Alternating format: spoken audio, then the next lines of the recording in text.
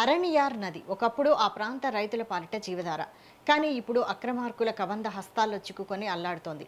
తిరుపతి జిల్లా పిచ్చాటూరు మండలంలో జరుగుతున్న అక్రమ గ్రావెల్ ఇసుక తవ్వకాలు ఇప్పుడు 23 గ్రామాల్లోని ప్రజలకు కంటి మీద కునుకు లేకుండా చేస్తున్నాయి. అరణియార్ డ్యాం పరిధిలో జరుగుతున్న ఈ అక్రమ మైనింగ్ వల్ల భూగర్భ జలాలు పాతాళానికి పడిపోయాయి. ఫలితంగా ఆయా గ్రామాల్లో వేల ఎకరాల్లో సాగు చేస్తున్న రైతుల పంటలు బోర్లు ఎండిపోయి అన్నదాతలు రోడ్డున పడుతున్నారు.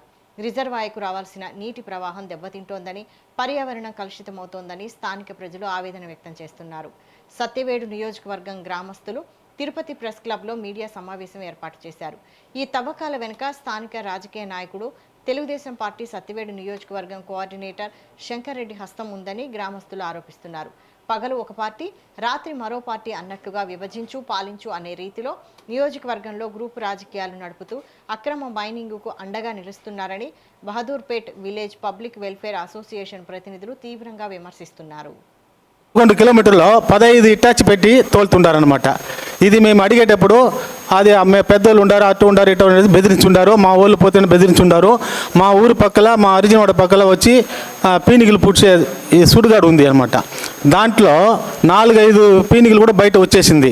అప్పుడు పోయి మేము కంప్లైంట్ చేస్తే కలెక్టర్ చేసాము, ప్రైమ్ మినిస్టర్కి చేసి ఉండము, మనం సీఎం గారికి చేసి ఉండము. అందరికీ మనం ఎవరెవరికి చేయాలన్నా దానికి అందరికీ అర్జీలు పెట్టి రాసి తీసి ఉన్నాము. అయితే ఆపేదని మట్టి ఎత్తేది ఆపలేదు. ఆ డ్యాము కాడ నుండి మన సురటిపల్లి వారికి, ఊతుకోట దగ్గర సురటిపల్లి వారికి మనకి ఇసుక నీటి దారి ఉంది ఆ డ్యామ్లో ఉండి. అందులో ఆ ఇసుక శాండ్ దీంట్లో ఉండి వాళ్ళు ఇష్టానుసారంగా ట్రక్కులు ఒక 150 ట్రక్కులు టిప్పర్లు జేసీబీలు పెట్టి జేసీబీ ఇటాచులు ఎత్తున్నారు.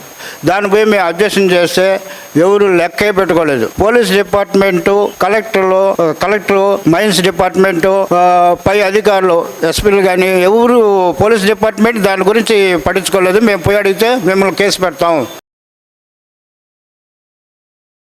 పేపర్ విలేకరు అనుకుంటే ఈ పరిపాలన చేసే వాళ్ళని కూడా మీ పేన రాస్తుంది, ఆ పేన రాసే నునీలు ఉండాలని చెప్పినాడు అన్న ద్వారా. మీరు అనుకుంటే దాన్ని మార్చే విలువ ఎవరికి ఉంటుంది అంటే పేపర్ విలేకరుకు ఉంటుంది.